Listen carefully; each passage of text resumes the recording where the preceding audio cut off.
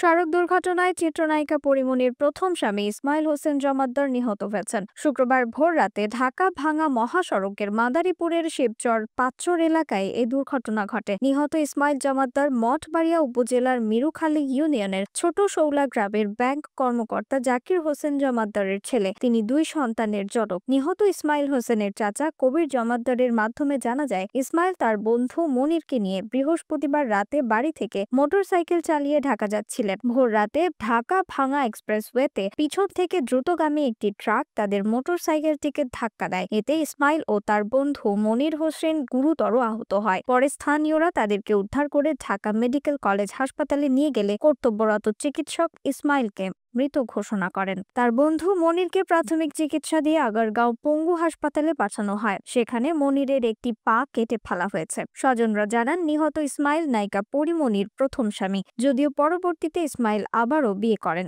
সেখানে স্ত্রী ও দুই সন্তান রয়েছে। তার মৃত্যুতে এলাকায় শোকের ছায়া নেমে এসেছে। এদিকে শুক্রবার রাতে ইসমাইলের লাশ বাড়িতে নিয়ে এলে রাতেই জানাজা শেষে ছোট শৌলা গ্রামের বাড়ির পারিবারিক কবরস্থানে তাকে দাফন করা হয়। নিউজ ডেস্ক, রিফাত আর ইসলাম, ভোরের আকাশ।